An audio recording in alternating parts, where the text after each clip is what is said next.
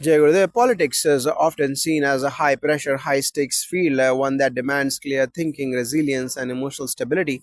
But what happens when we bring practices like yoga, meditation, Sudarshan Kriya, and pranayama into this space? Today, we are joined by an art of living expert to discuss how these techniques can support politicians in maintaining balance, focus, and clarity. Welcome, Jay Gurudev, and thank you for having me. Politics, as you mentioned, is indeed a challenging and dynamic field, but when done with a sincere commitment to public service, it becomes a sacred endeavor. Having a peaceful mind is critical for politicians to make informed, unbiased decisions and respond effectively in times of crisis. Practices like yoga, meditation, Sudarshan Kriya, and pranayama can play a transformative role in shaping a leader's approach to governance, decision making, and their overall well being. Let's start by talking about the role these techniques play in politicians' personal and professional life. How do yoga and meditation help in managing the daily stresses and demands of political leadership? Yoga and meditation are powerful tools for cultivating mental clarity, emotional resilience, and physical vitality, all of which are necessary for political leadership.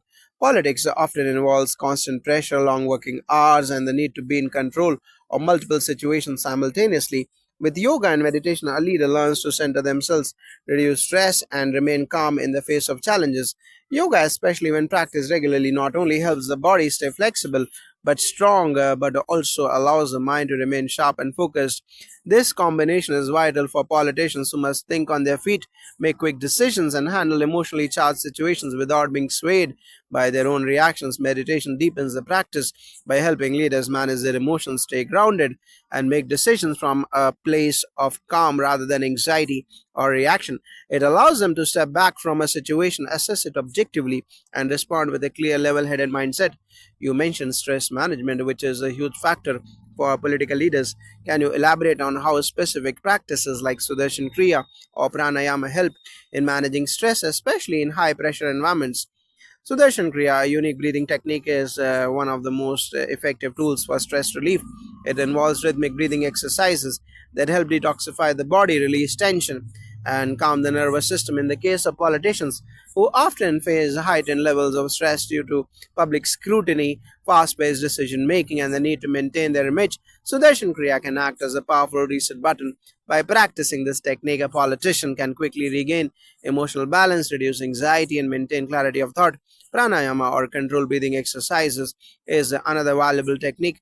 Practices like Nadi Shodhan, alternate nostril breathing, help bring balance to the body's energy and calm the mind. For a politician, pranayama not only helps manage the physiological symptoms of stress but also supports mental focus and emotional regulation. This enables them to make decisions with greater empathy, presence, and wisdom. That is fascinating. Now, we have heard about these techniques from a theoretical perspective, but what are the real life examples of political figures who have incorporated yoga and meditation into their lives, and how has it affected their leadership? Absolutely, there are several well known political leaders who have publicly spoken about the benefits of yoga, meditation, and other mindfulness practices. Take Narendra Modi, the Prime Minister of India, for example. Modi has been a long-time advocate of yoga and meditation. His practices of yoga regularly, and in 2014, he spearheaded the declaration of June 21st as the International Yoga Day at the United Nations. He has spoken about how yoga helps him maintain his mental clarity and focus amidst the constant pressures of leadership. His ability to navigate complex political landscapes, as well as his calm and composed demeanor during times of crisis, may very well be attributed to his consistent practice of yoga. Another example is Bill Clinton, the 42nd President of the United States.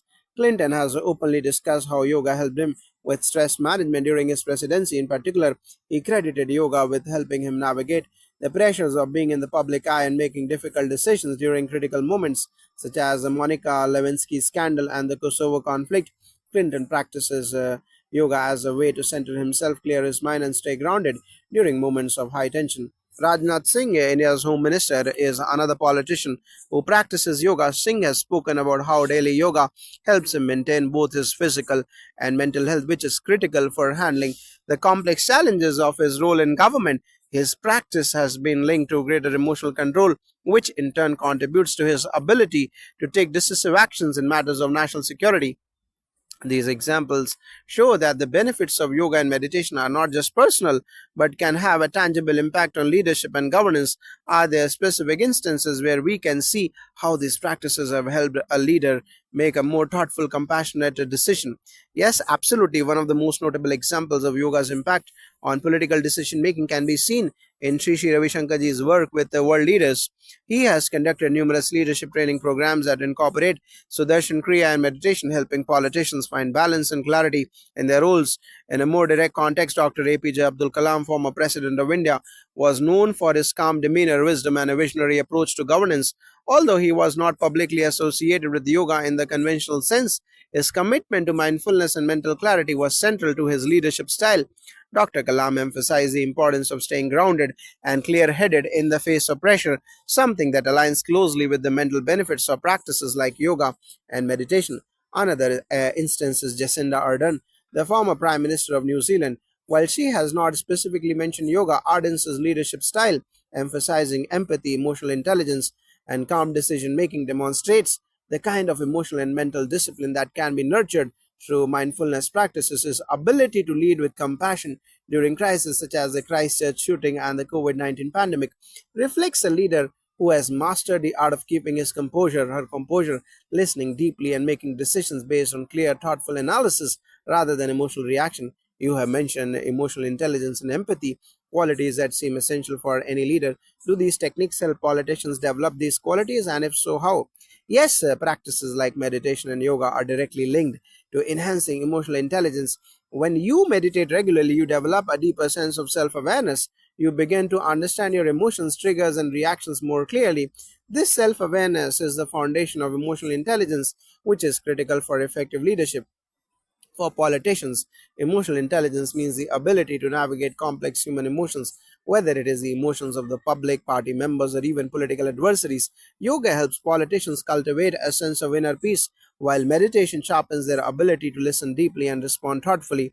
The result is leadership that is not only rational but also compassionate. In fact, Sri Ravi Shankarji's work with leaders around the world often emphasizes servant leadership, a concept that the leader's primary goal is to serve others.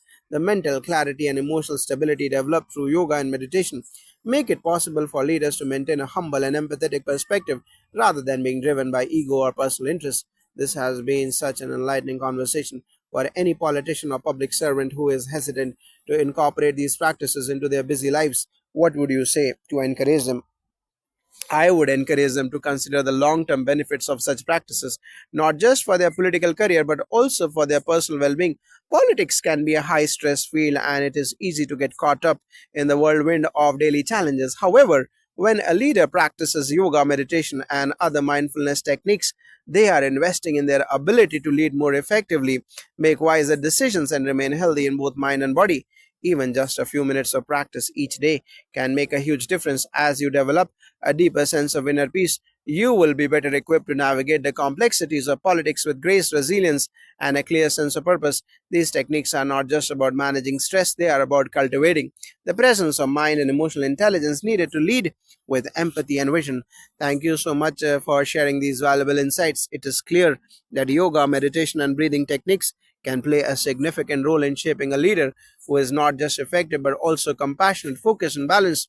Thank you for having me. I truly believe that these practices can make a transformative impact on the political world, helping leaders serve their purpose with greater wisdom, humility, and care. When leaders are at peace within themselves, they create a more peaceful world for all of us. Jai Gurudev.